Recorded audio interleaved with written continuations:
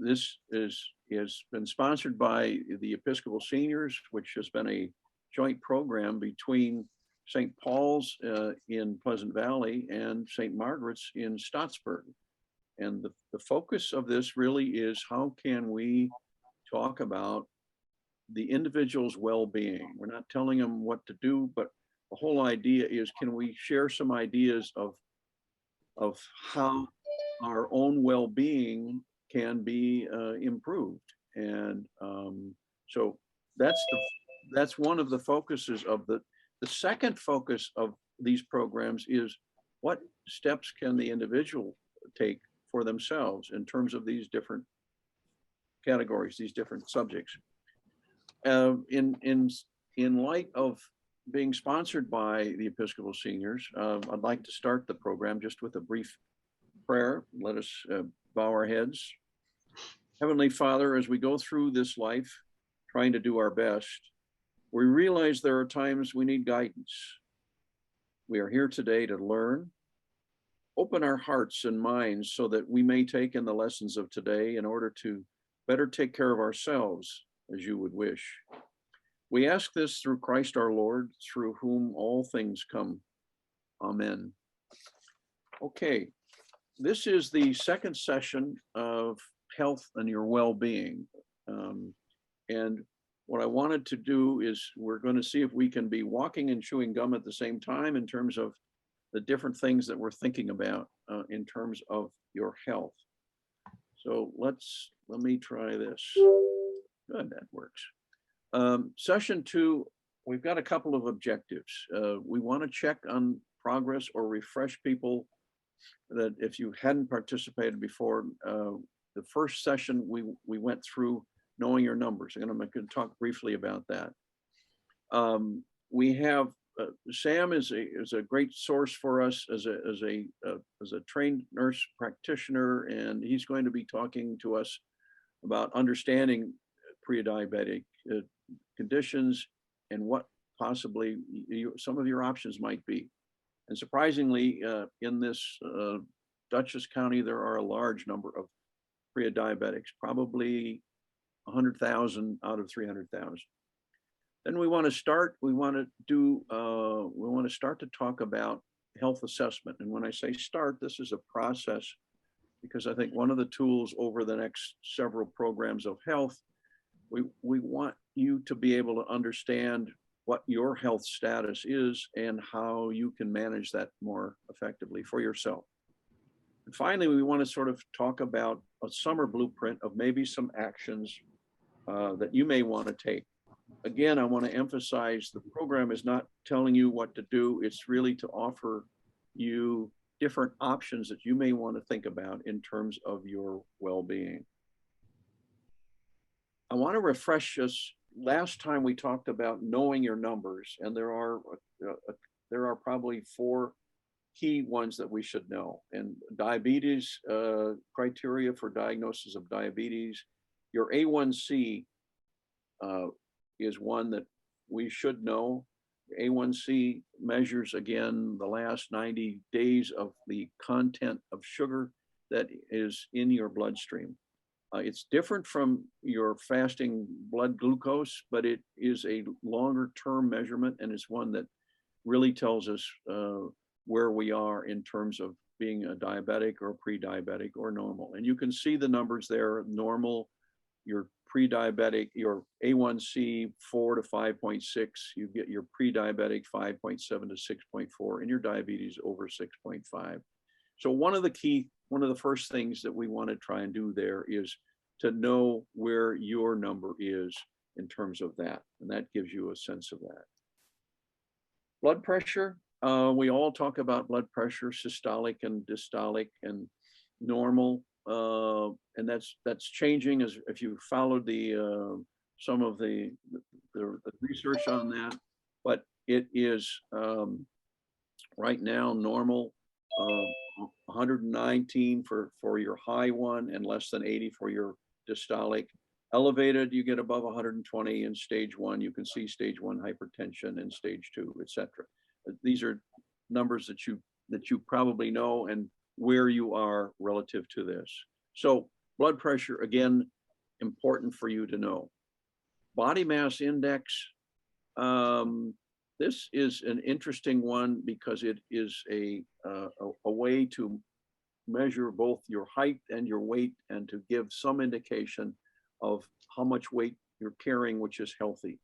And you can see on the right waist circumference. And again, we have some tools on the website that allow you, that help you calculate where your own body mass index is. And I will say this too, body mass index is one indicator, and it is different if you are carrying a lot of muscle mass versus you're not. So these are ranges to look at. And again, we hope that you have started to figure out where your BMI number is. Okay, so those, I wanted to refresh you on those, and I hope that you've had a chance or are thinking about as an action for yourself to just figure out where you are in terms of these key numbers.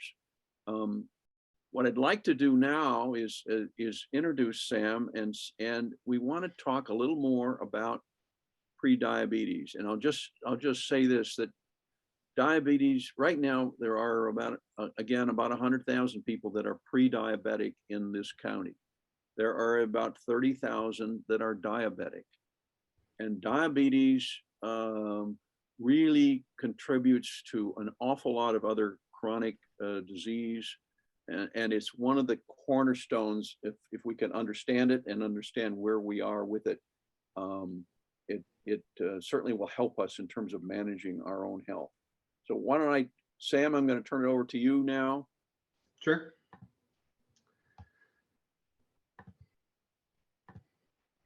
You want me to stop sharing? I should be able to take over. Okay, you got it. Good.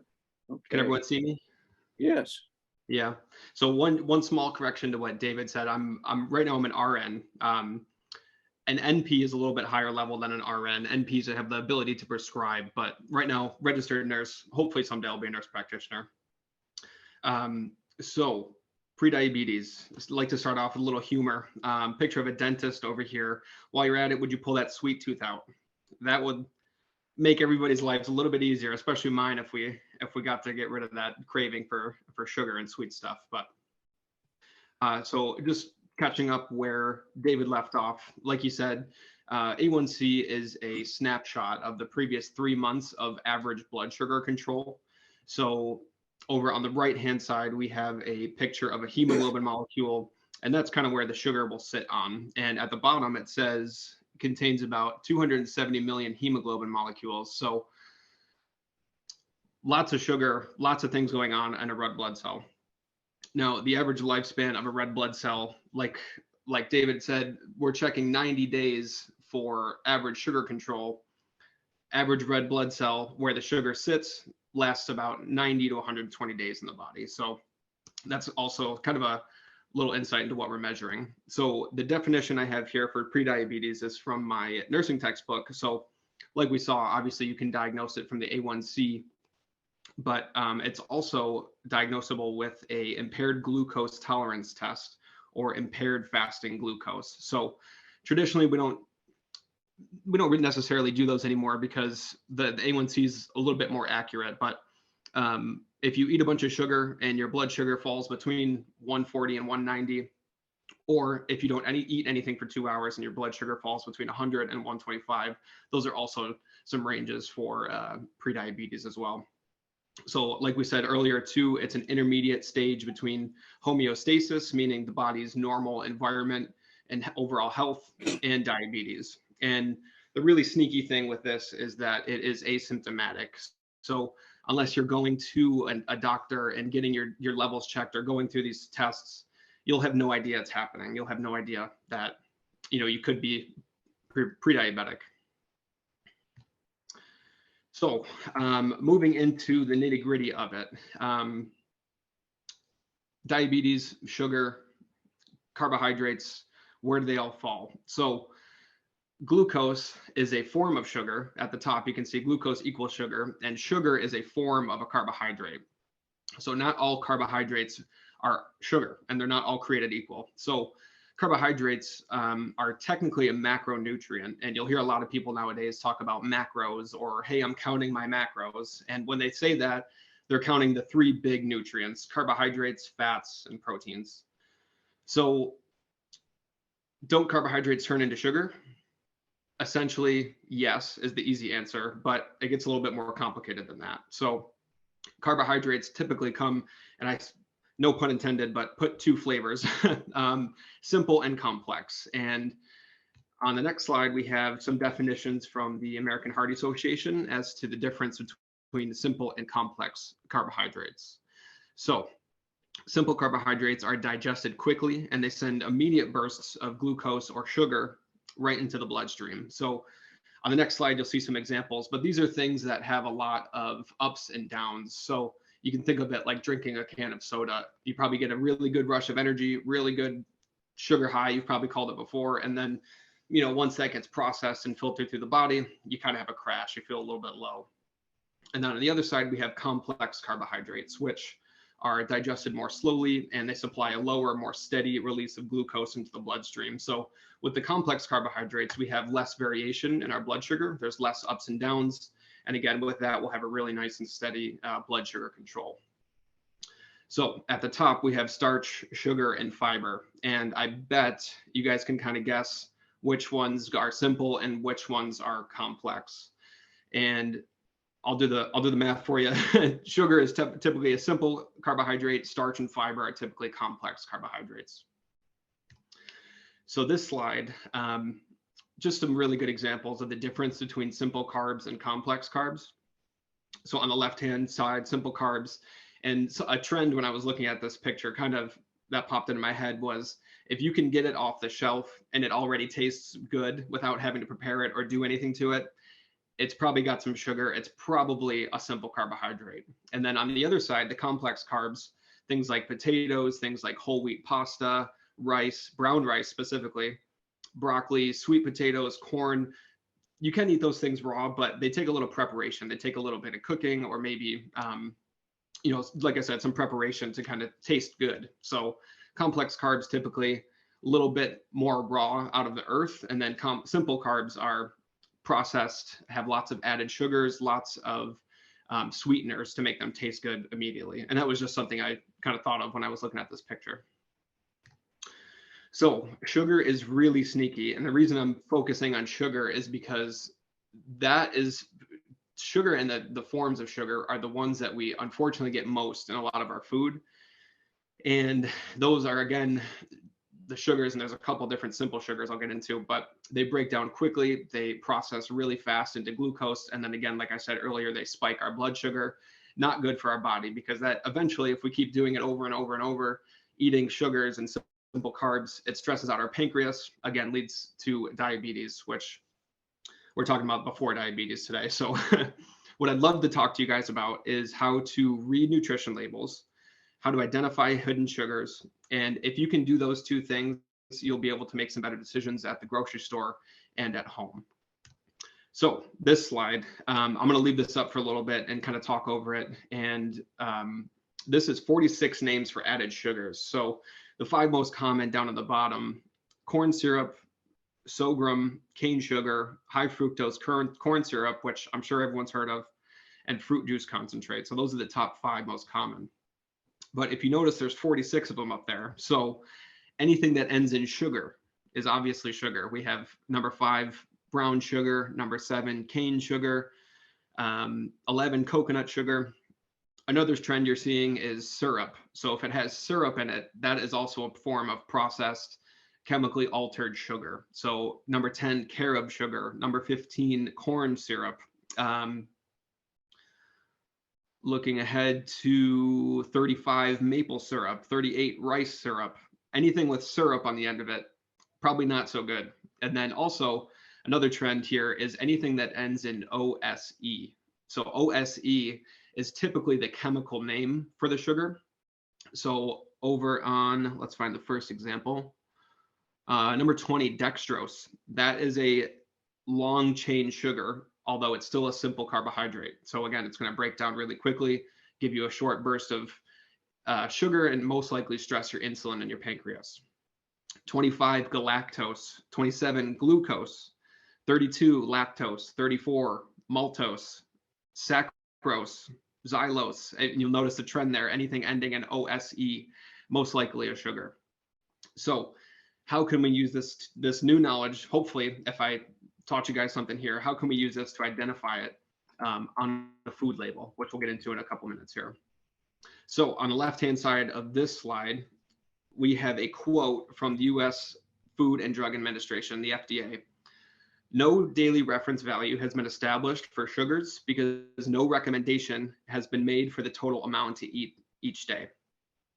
I thought that was a pretty powerful statement because as I was on the FDA website kind of preparing for this, I read that and I was like, whoa, we have recommendations for fat, for carbs, for protein, for calcium, for potassium, but nobody has any idea how much sugar to eat. So interesting quote there. On the right side, we have an example nutrition label. So this is kind of where I'll do some teaching, and then we're going to get into some examples right afterwards. So I may be giving you guys some information that you already know, and hopefully I'll be able to show you guys some things that you didn't know about these food labels. So anything in the United States that is sold on a grocery store shelf or from a pharmacy or wherever you can buy a food product is mandated by the FDA to have a nutrition label on it, basically telling you what you're eating. So number one, all the way at the top, goes into portions / serving size. So this is a completely random food item. I have no idea what this is. This is just an example nutrition label. This, let's call it water, has 4 servings in the container, and 1 serving is 1 cup. So serving size 1 cup, and there's 4 of those inside of the container. Moving down to calories, if we have 1 serving of this water, we're going to be consuming 280 calories. Now, if we had 4 servings, not so great at math, but 28 times 4, you're probably close to the 1,000 calorie mark if you ate everything inside of this container. And moving down, I'm going to skip down to total carbohydrates because total fat, cholesterol, sodium, protein, all very, very important. But again, today we're focusing on prediabetes, and I'm kind of zooming in on carbohydrates. So in this example, we have 34 grams of total carbohydrates. We have fiber, which remember earlier I mentioned was a complex carbohydrate. We have 4 grams of fiber, and total sugars, 6 grams. So we have 10 grams listed, and they're telling us what they are: 4 grams from fiber, 6 grams from sugar. Where's the other 24 grams of carbohydrates hiding? We have 10 accounted for, but they're telling us there's 34 inside of this. You can probably guess that they're hidden in some things that they're not disclosing. So let's get to some examples here. And there's some things that are blurred out just because it does have some giveaway, but if you do pay real close attention here, you'll probably be able to guess what some of these are. So before we get to the nutrition label, I'd also like to mention something about the ingredients listed. Anytime you have an ingredient list on a food label like this, the number in place on the list of food items is proportional to how much of it is in that food item. So meaning, in this example, tomato concentrate from red ripe tomatoes is the #1 ingredient. That means that there is the most of that inside of this food. So second is distilled vinegar. Number 3 and 4, we have high fructose corn syrup right next to corn syrup at the 3 and 4 spots on this ingredient, or rather on this food label. So right in the middle of it, we have some hidden sugars already. So let's move over to the label itself and skip down to where it says total carbohydrates.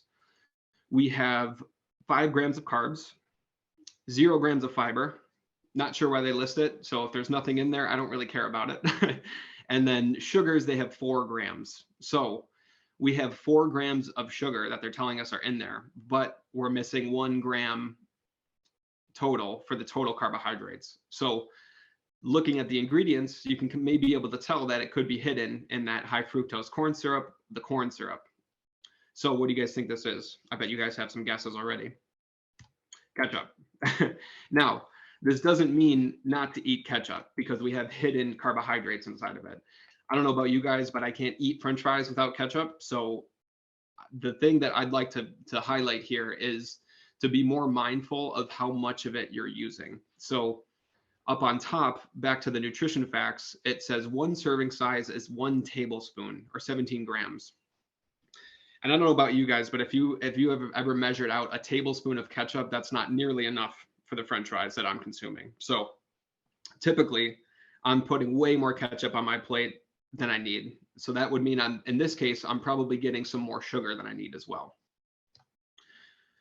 Next one, like to go over to the ingredients first. And again, if you look hard enough, you'll figure out what this is, but I like to cover it up on the left-hand side so we can have a reveal. So ingredient number 1, we have cultured, pasteurized, grade A, non-fat milk. Number 2 is strawberries. Here we are at number 3 with modified cornstarch, AKA a hidden sugar. Number 4 is sugar itself. Number 5 is kosher gelatin. Now, gelatin is also a hidden name for sugar. And we have ingredients 3, 4, and 5 as already hidden sugars. Now, probably not the best thing to be eating because of those sugars being so high up on the ingredient list. And if we look over at the nutrition facts, we have, skipping down to the total carbohydrates, we have 16 grams total, 10 coming from sugar itself. And now when they say sugar on the label, they're not accounting for the cornstarch or the gelatin or the other added stuff. Since they have sugar in the ingredient list, they can put sugar onto the nutrition label as such. So here we have 6 grams of hidden carbs, if that makes sense. And where do you think that hidden carb count is coming from? More than likely the modified cornstarch, the gelatin, and some other things that are in here. So another good rule of thumb, if you can't pronounce it, why put it in your body? That's kind of one of my things that I've been paying attention to with myself and my eating recently is this word down here, asulfamate or asulfate amine potassium. I have no idea what that is. Fortunately, as a nurse, I know that since it ends in potassium, it's more than likely some kind of salt. But if you don't know what it is on the labels, I'd have a hard time buying it and using it. And this is a Yoplait, fat-free yogurt, 40% fewer calories than the leading low-fat yogurt, all the way on the left-hand side there. Now, why do you think they can put these labels that say fat-free yogurt, 40% fewer calories, low fat? They draw your attention to the fat, but they kind of complement that by adding in sugars to make it taste really good. So lots of times I'll see patients and I'll recommend eating yogurt for bowel health, but people will end up getting something like this, the Yoplait, or flavored yogurt where it's got a ton of sugar in it, not a lot of protein. And if you compare that to a brand like Fage yogurt, they have varying levels of fat inside of them, but almost no sugar. And that's why it tastes to most people pretty bad. So adding things to it that make it taste better, like some fresh fruits, some granola, maybe some honey on top, can save you a lot of trouble in the sugar department, but also kind of spare your taste buds. So here's our next example, and this one's my favorite. So starting down in the ingredients, let's read these. So they say enriched flour, parentheses, wheat flour, niacin, reduced iron, thiamine, mononitrate, vitamin B1, riboflavin, folic acid, all in parentheses. So that's just what went into your enriched flour. Ingredient number 2, sugar. Ingredient number 3, fructose, another sugar. Ingredient 4, glycerol, you guessed it, a sugar. Number 5 is vegetable oil, kernel oil. Ingredient number 6, down to the next line, is dextrose. Ingredient number 7, maltodextrin. You get the point here. They're hiding a lot of these sweeteners and a lot of these sugars and some fancy names that people typically don't know or have no clue what they are. So moving up to the nutrition label, total carbohydrates, 20 grams, dietary fiber, less than 1 gram. In my opinion, what's the point of even putting it on there? And then sugar, 7 grams. So the sugar only accounts for the sugar that's inside of that ingredient label. The other 13 grams of carbohydrates, more than likely in this case, are coming from those hidden sugars that we're talking about. So in my opinion, this is probably not a great food item to be eating. This is and I don't have another picture for this one, but this is a Kellogg's Special K cereal bar. Something that generally you would think is okay, especially when you see that brand of Special K. Lots of people get that in their mind as something that's healthy. So that was a little bit about food labels, how to read them, looking for hidden sugars and simple carbs that could potentially ruin your blood sugar control or increase your A1C. Now, the next thing I'd like to talk about is portion control. Portion control is something that I struggle with. I'll be honest. It takes a lot of determination and effort to watch how much you're eating and what kind of portion you're giving yourself. So here are just some simple things that you can do to be mindful of portion control. And again, when I talk about portion control, I'm referencing back to the food label itself. So again, if I'm supposed to have 1 tablespoon of ketchup per serving, am I comfortable eating 2 tablespoons of ketchup, or do I have enough carbohydrates in my day where I could, feel comfortable eating that amount of ketchup, just for an example. But first thing I'd like to ask you to do is try to measure your food for 1 meal. Just give it a try. Breakfast, a lunch, a dinner, whatever it is. Measure your food out according to the serving size listed on the food item. So if you're making chicken noodle soup, for example, and the can says 4 servings per container, you're only supposed to have 1/4 of that soup. And if you look at it in your bowl, you'll probably be like me, a little depressed, because that's not the serving that I would usually put for myself. So another example here is eating food on a smaller plate. Now, if you have a massive plate and you load it up with everything that you're going to be eating, it looks like a lot. And if you just got a smaller plate and then you kept loading it up like you're going to, you're not going to be able to fit as much food on there. And that's just a kind of a mind control thing that helps you be aware of how much you're eating. It can help with portions. So this is something we'll talk about at the end too, being mindful of how you feel before, during, and after eating. Now that's a big deal, because most of the time for myself, just thinking about me and my eating habits, when I eat something, I don't have the hunger, grumbling pains. I don't feel like my stomach's moving at all. I'll kind of be at a state of comfortable, or again, like I'm not starving. I don't have those kind of grumbling pains.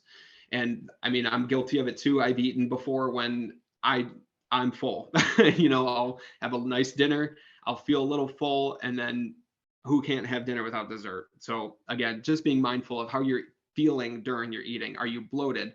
Are you nauseous? Are you still hungry? Are you satisfied? And now we'll get into satisfaction in a little bit, but being able to stop eating when you're satisfied is way harder than it sounds. Drinking a glass of water before a meal. So that can be helpful too, just because you could fill up a little bit, take away some of that hunger with a glass of water. And then by the time you get halfway through your meal, you might not be so hungry. Absolutely not. Don't ever eat out of the container. And I'm guilty of it too. I've eaten chips out of the bag. I've eaten ice cream out of the container.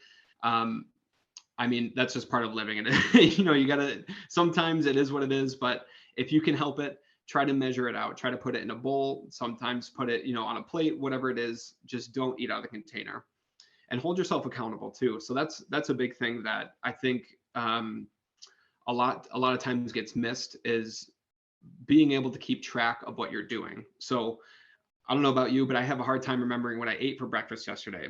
And if I were keeping track, or if I was being mindful of my eating, I think it would be really nice to have it written down, how much I ate, when I ate it, and hopefully we'll be able to get into that a little bit on the handout at the end of this presentation. And we'll get into accountability too with another slide. But I'd love to talk about this first. This is something I found on the internet, and this is from 2015. So 20 years ago, from 2015 would be 1995, not that long ago. I was born in 1995. You guys can all do the math, but this is a really good example of how kind of beefy our diets have gotten, and how carried away these food companies and people have gotten with essentially the calories, or I should say portions. So up in the top left, 20 years ago, a normal cheeseburger, 333 calories. Today, the average is around 590. Bottom left, we have a plate of pasta. So usually if you got this at a restaurant, you'd be eating about 500 calories. Nowadays, look at the difference in the servings too. It's around 1,025 calories. Before, you used to get a cup. Nowadays, you're getting 2 cups of spaghetti with 3 large meatballs. And again, spaghetti, pasta, that is a carbohydrate. Depending on what kind of pasta you're eating, could be simple, could be complex, might not be so good for your blood sugar. And I'm going to come back to this slide in a little bit because it also has some exercise examples on it, but we'll be back in a few minutes. Now, this slide is really about our accountability for what we're eating. So this is a really great website, and it actually is an application that you can download on tablets or phones. It's called myplate.gov. This is sponsored by the Department of Agriculture.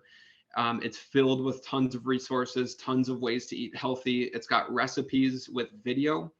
It's got self-assessments. You can kind of test your knowledge on what you're eating, or where you are with your own diet. And it can also build you a diet plan too. So if you put your BMI into it, your age, your height, your weight, it can kind of give you what you're looking for. Are you looking to gain weight? Are you looking to eat less carbohydrates? Whoops. Are you looking to lose weight? And it can kind of go with you that way. It's also got recommendations for life stages. So if you're worried about an infant or a pregnant woman or somebody who is a little bit older, it's also got recommendations on what those individuals should be eating to, and this website is not tailored specifically to A1C and prediabetes, but whatever where your own goals are. So I would highly recommend checking out this website, or downloading the app and just looking into it a little bit.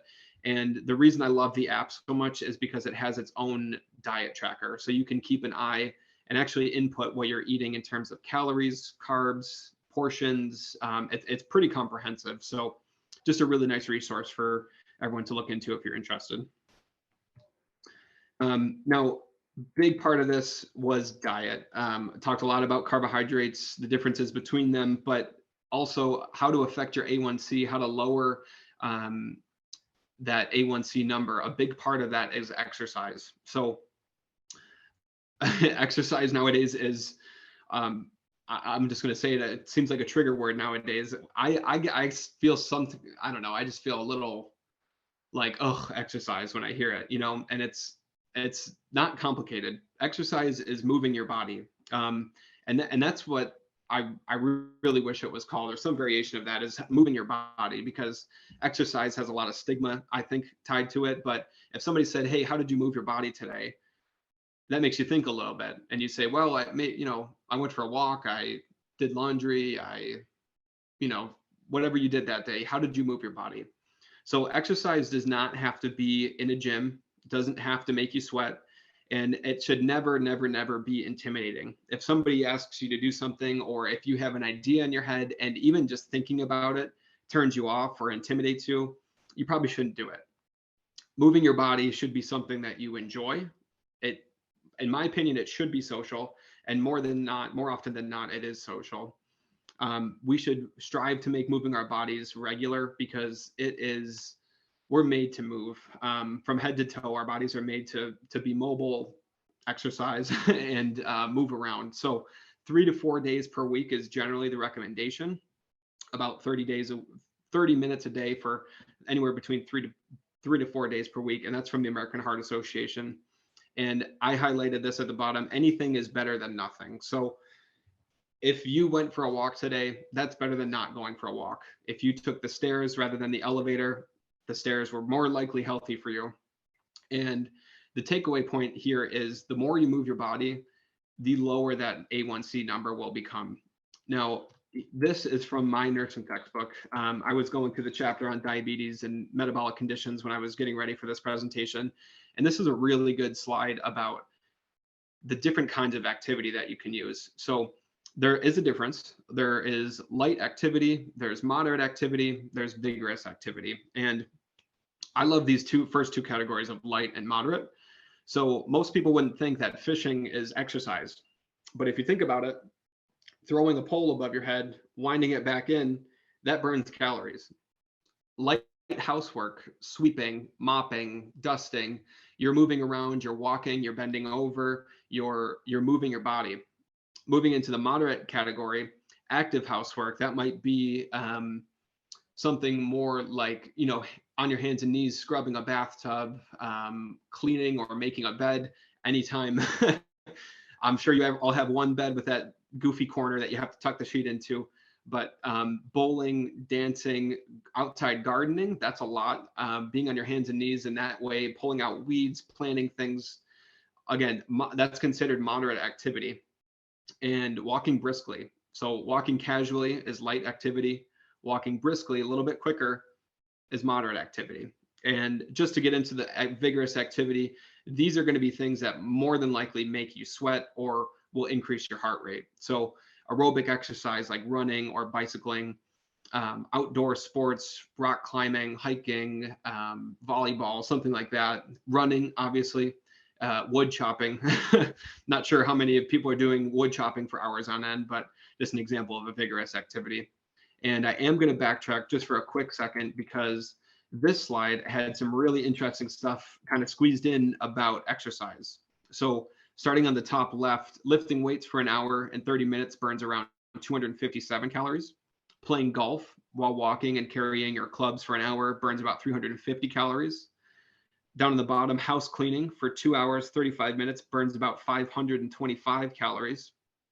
And again, on the right side, they have some more examples underneath these food items. So just some really good examples of some simple things that you typically wouldn't label as exercise. But if you're moving your body, you're burning calories. And there's another component to this of where your calories are coming from that you're burning. And in almost 99% of the people, the calories that you burn are more than likely carbohydrates. So unless you're doing something special, some kind of special diet, or you're chasing after the way to burn fat, more than likely you're burning carbohydrates out of your system since it's your body's first metabolic pathway for energy. So these calories will come from the carbohydrates. So that's less calories that you have to absorb that turn into sugar that stress your pancreas. So in all,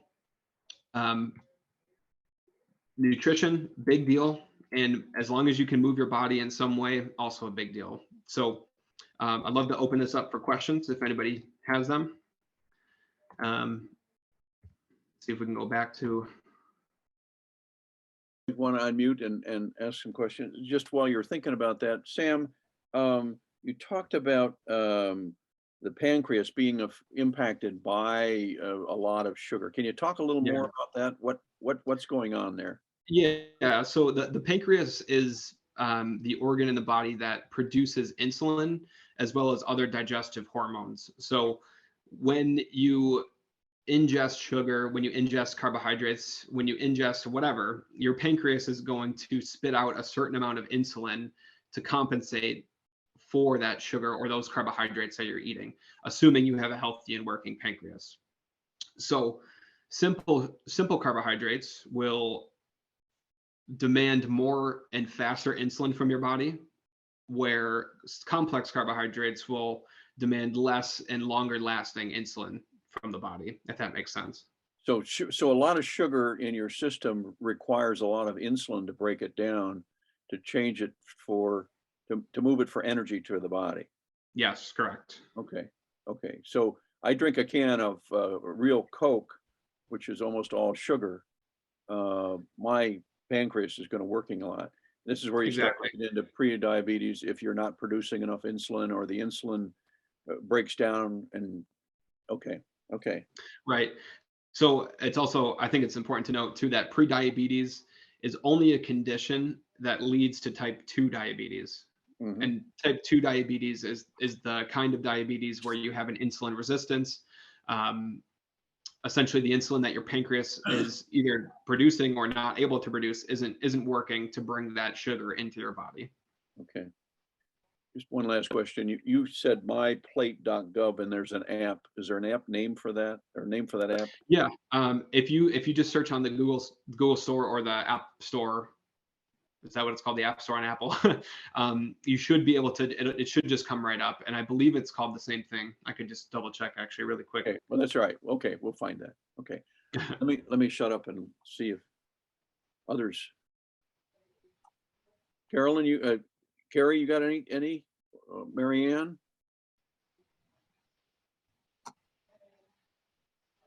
You guys are on mute. You guys are muted. Can you unmute? That better? Yeah, that's better. Okay. Oh, okay.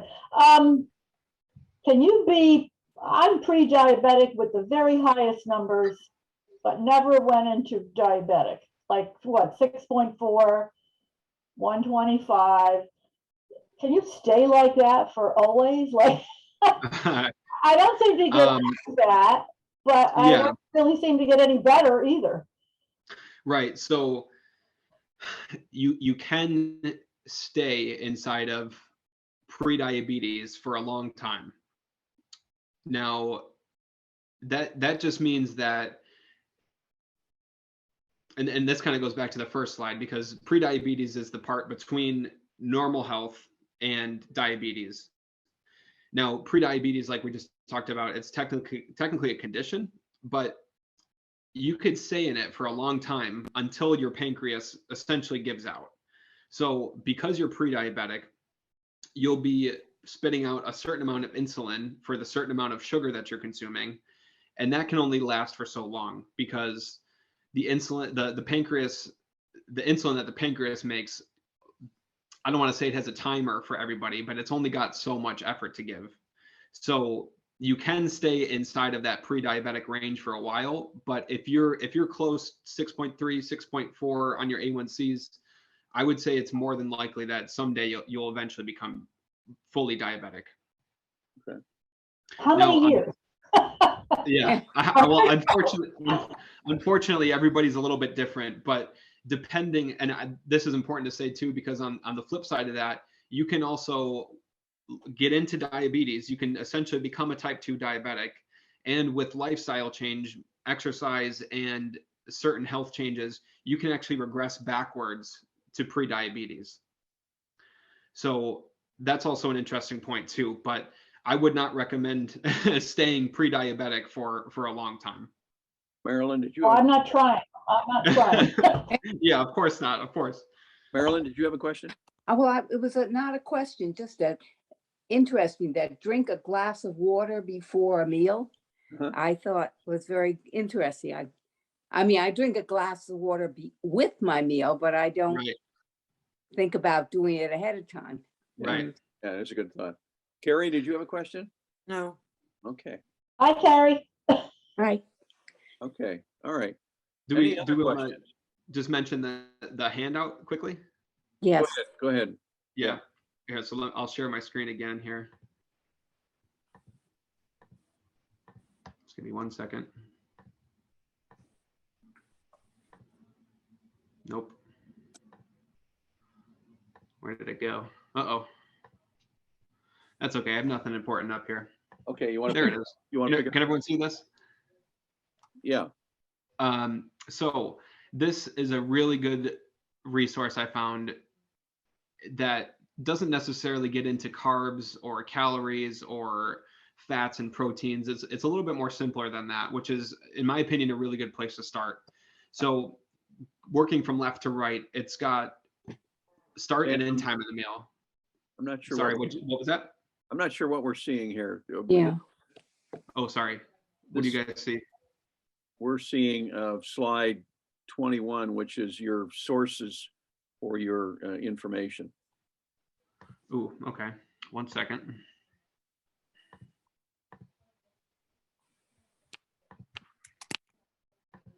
Technical difficulties, classic. Let's try this one. Can we see it now? Yes. Top left, it's got time. Is that right? Yes, it does. Mm-hmm. Okay. So top left, it's got time. When did you start eating? When did you finish? Where were you eating? So were you in the kitchen? Were you in the living room? Were you in your bedroom? Now, the place is important, because at the kitchen table, you might feel a little bit more regimented, a little bit more routined. But if you're eating on the couch or in your bedroom, you might feel a little bit more relaxed, able to eat a little bit more. Who were you eating with? Were you with friends, family, colleagues? Activity? Did you do anything beforehand? How did you cook your food? Mood is super important and something I could spend another 20 minutes talking about. But are you happy before you started eating? Are you anxious? Are you sad? Are you bored? Did you just reach for some chips because you had nothing better to do? It's really good to keep track of that. And hunger scale 1 to 5. So number 1 being starving, number 5 being satisfied. And this is kind of where I wanted to talk about feeling satisfied.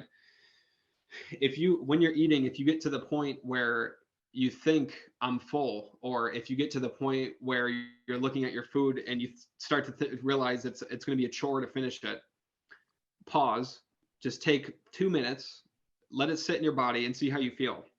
Do you think you'd be okay if you stopped eating? Do you think you absolutely need more? Do you think maybe you could share it with somebody else? And then again, at the very far right, it's got fullness scale. So when you are done eating, it's got 6 to 10. Pleasantly full is a 6, and then number 10 is so full you feel sick, which I've been there. So it's not a nice feeling. Okay. And I'll stop sharing here. Good. Okay. Let me pick up here and see if I can find mine. Okay.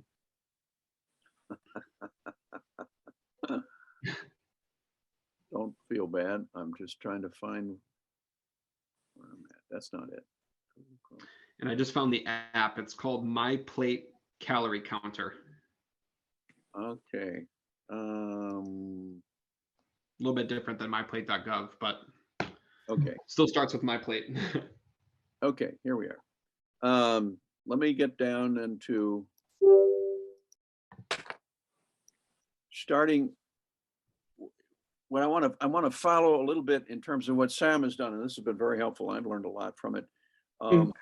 In terms of starting, one of the things that we feel you should be looking at is your own health assessment, your ability to assess where are you in terms of your health. And Sam has talked about pre-diabetic issues. We've talked about know your numbers.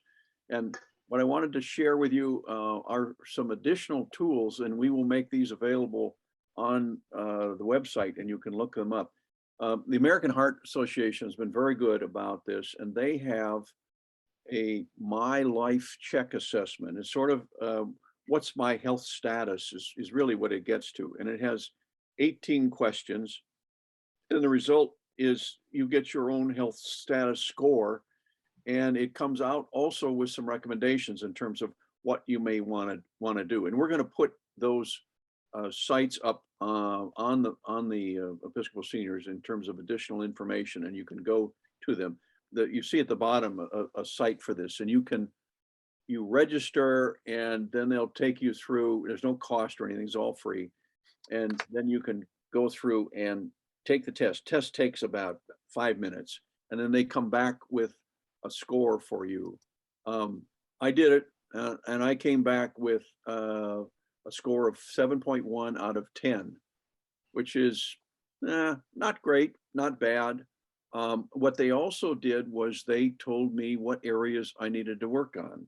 And I needed to work on eating better, which Sam has already given me some ideas. They thought maybe if I lose weight, it would help. And I think we hadn't talked about weight. Everybody, when you say weight, everybody's sort of, but weight does have an impact certainly on your pre-diabetic condition in terms of how your body handles the carbs or converts them. Controlling cholesterol and blood pressure. Those are, I'm okay, but they say you can improve that. And then they also identified areas where I'm doing well. I'm not smoking. I am active, and my blood sugar is in pretty good shape. So my A1C, etc. So this to me, as we go down the road, if we as individuals can know more about what is our health, what's the status of our own health, and everybody's different in terms of their age or what they're doing or what they're eating, etc. But what is the score? Where is my health assessment? And then to follow that, how do I manage that? and who do I manage that with? And as we go in future programs, we're going to be talking more about this in terms of you having an understanding. Now, there's a second piece, which I think is really kind of cool with, again, with the American Heart Association, and it's Life Simple 7. And they have 7 kinds of things that they focus on. And you can see some of these are what they assessed my health status on: getting active, eating better, losing weight, controlling cholesterol, managing blood pressure, reducing your blood sugar, stopping smoking. Now they have, this is an example, and you'll be able to go in on this site and look at some of these. They call this a Simple 7 map, and they have a map for each of those 7 things that we just talked about. So this happens to be how to manage your blood sugar, and you can see it has some interesting tips there. Once you take the test and they give you a score, then they say, okay, you got to work in these areas, and they allow you to go in and get ideas. So it's a very much an interactive for each individual, depending on what your health status is and what you want to do. And it gives you some ideas to maybe take a step in a particular area that you would like to maybe do something with. So it's a tool for us. And I think it's well done. It's not overwhelming. It's easy to get to, and we will help in terms of what we put on the on our website in terms of sort of walking you through how do you get to that. And I, just out of curiosity, you know, I would encourage you to just go on the site and look at it. Just as it's, again, it's an action you can take in terms of that. Just as we talked about knowing your numbers. I'd like to also sort of toss out some ideas here in terms of sort of what can you do over the summer? What can you do to start thinking about how healthy you are? And are there some things that maybe you've been thinking about that you will want to address? Know your numbers, we've already talked about, and I think there the action is, can you first of all find out what your numbers are? And your blood pressure is pretty straightforward. Your BMI you can calculate. Your cholesterol and your A1C, you do have to go to your physician to draw blood because it requires a blood test. But those are pretty simple. And I think you will find, if you haven't already, that your primary care physicians are always interested not only to know that, but to share that with you, because it's very common for them to want to know those kinds of things. I think also assessing your own pre-diabetic status. Again, this is not only knowing your numbers in terms of your A1C, but I think a lot of what Sam has said here, I know what I'm going to do this summer is look at portion control. When I look at some of those things in terms of trying to eat, I have to say I had not looked at the carbs and the sugars and etc.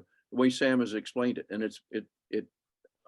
I guess what it tells me is don't buy a lot of pre-processed or processed foods in the store, because you're going to end up with a lot of sugar. Anyway, it's got me thinking in terms of my summer action is really, I'm going to start looking at portion control. I'm going to portions, just understand portions. I picked up a can of tomato soup the other day, and I love to have a tomato soup. Well, a can of tomato soup is 3 servings, and it's about 90 calories a serving. So, you know, like Sam says, well, 1/3 of a can of tomato soup is not a lot. And so it gets you thinking in terms of that. Finally, the other is I would encourage you as a summer activity is find the American Heart thing, and we'll help you do that. And get your score, just see where your score is. And you can start to see what kinds of things you may want to do. And you may want to start to use some of these Simple 7 activities. Again, it goes with the whole idea here in terms of your well-being. What is your well-being for you? And are there some simple things, simple steps, 1, 2, 3 steps that you can start? And I guess I would encourage, knowing what we have talked about tonight and before, put those in your mind for this summer as something to do, because one of the things we are going to talk about as we start back, we're going to pick up health again in the fall. and we have the one of the directors of the CDC program for prediabetes, who is at Northern Dutchess, is also going to be with us and going to give us some additional tips and things. I think building on what Sam has put together here, and I think you'll really enjoy Rufia. I don't know if any of you have heard of Rufia Payman over at Northern Dutchess. Yes, yeah, Yes. yeah. She'll put yeah, Marianne, you had her, and I've gone to. My wife and I, Catherine and I, went through the pre-diabetic program, and it's a 16-week program where they really talk about a lot of what Sam has talked about, knowing what you're eating, knowing the portions, etc. Mm. And it's a marvelous program. Anyway, she's going to talk a lot more about that. Questions, I think. Rita, anything from your perspective?